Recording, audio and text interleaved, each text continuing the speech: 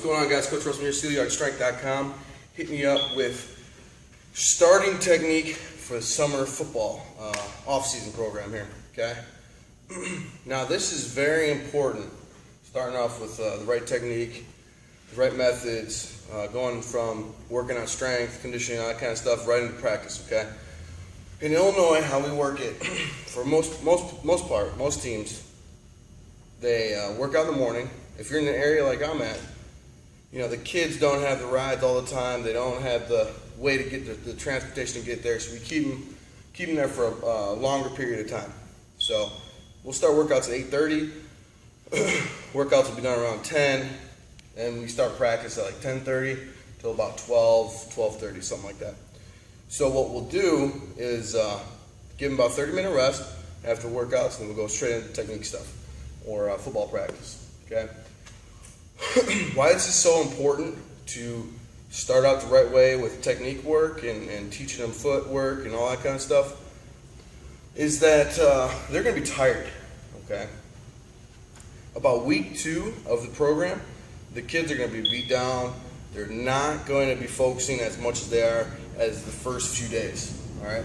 So if you're one of those coaches that just gets right after it, throws plays in right away, you know, have the kids hit right away, it's not really the best way about doing things, all right? We really want to work technique, honing in their skills those first few days, all right? So I'm going to go over the first day stuff I do for my offensive linemen. The next video I'll go over what we do for the defensive linemen, all right?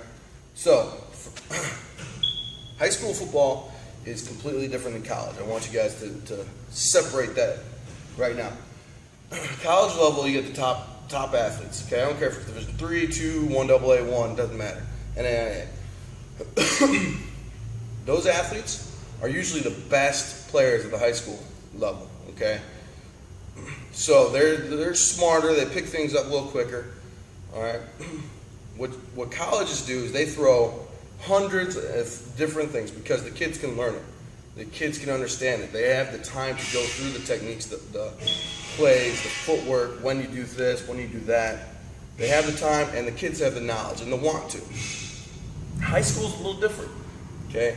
You have top athletes, and then you have middle athletes, and then you have lower athletes. Okay, then you got mixed, they're all mixed together. So what you need to do is break down what you learned from those college coaches, or from someone like me, or a professional, and make sure that your kids can learn it, okay? My first year of coaching, I took what I did in college, and I integrated it.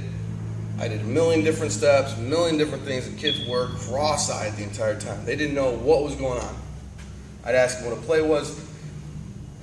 They would start talking about their homework, okay? They had no clue. So what I did, I made it super simple, okay? We have 3 basic run plays. Obviously, we run them out of different formations, so we have a good variety. We had 2 pass protections, so it's 5 plays my linemen have to learn, okay? That's it, 5. Colleges, you'll have about 30. Professional, you want to get into that. It's like a novel, all right?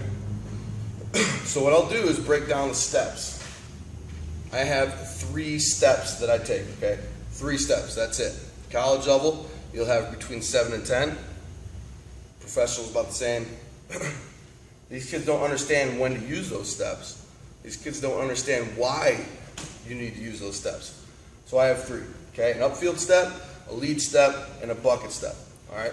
All used for an inside trap and power game, and then inside-outside zone, okay?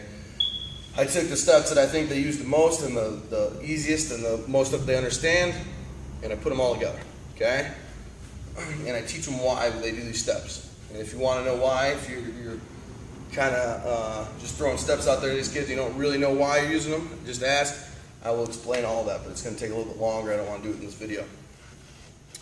So first step is going to be an upfield.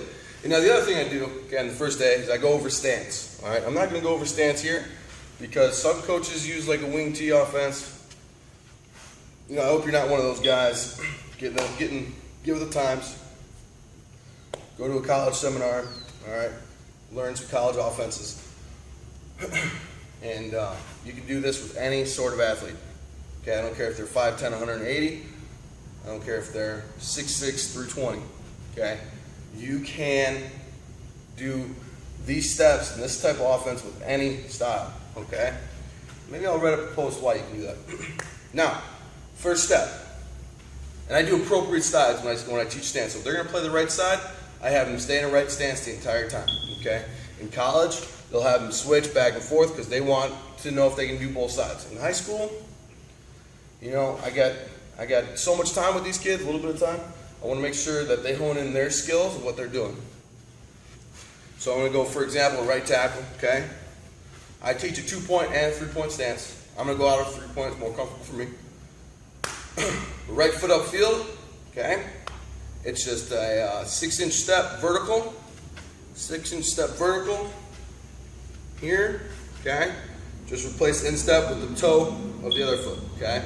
Use these mostly on inside run games like the trap and power, for double teams, for splits, picks, whatever you want to call them, okay? So, they're just in their stance. Hopefully you can see me. Set, ready to go. Here, shoulder level doesn't change, anything doesn't change. Just step vertical, put it in the ground, get your momentum going forward. Okay, the next one is a lead step. This is used for zone combos, like a scoop or a inside zone, outside zone combo block, okay, for the lead man. Now, again, 6-inch steps. All I'm going to do is turn my shoulders 45 degrees, foot goes 45, just so I can get on my path for linebacker. Okay, we're trying to create a flow, and that's what I want to do. Set, ready to go, flow. Hips, shoulders don't change. No level changes from the stance. Very important. Last one I do is a bucket step. Use these for reaches, backside combo guys, trail man, okay? I want to get depth and width, okay? And get my hips going in the direction I want to go, all right? If my hips aren't going that way, I'm not going to go that way. I don't care if my shoulders are forward. If my hips don't come through, I'm not going to get there. So set, ready to go. Depth and width, hips are going, okay? Second step is just through a crossover, and then reacting step on the third, okay? So, set, ready to go, okay? Big jump. Some coaches call it a jump step. You know, it's just my terminology is a bucket, okay? Because it's big bucket. Okay. Now, drills I'll do that in. So I call them step lines. What my kids will do is, first day, I'll have my starting 5 up, my 2s, my 3s, and I teach sophomores as well. So I'll do sophomore 1, sophomore 2s. That's usually all I got.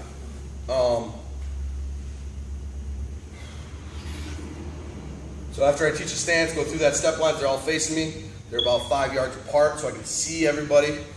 Next thing I'll do is I'll do 3 hits quick. They'll just be here in their stance. I'll say set, ready to go.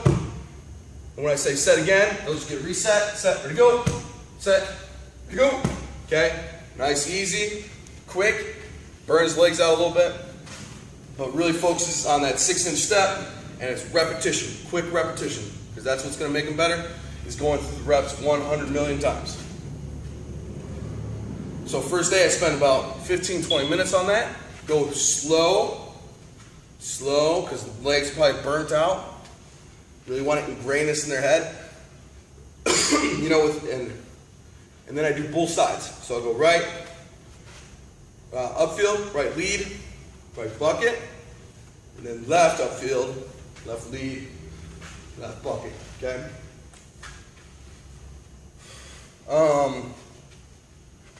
So I'll go through that probably twice the first day just so they get in that routine, okay? I want them to feel that step, know why they do that step, and get the repetitions in, because that's important. A lot of coaches will just fly through drills like that. I want repetition. I want them to learn that, because that's their steps. When they're doing their combo blocks or one-on-one blocks, those are the steps they're going to be taking for the most part, you know? I wanted to teach them that. So first day of practice, that's what I do.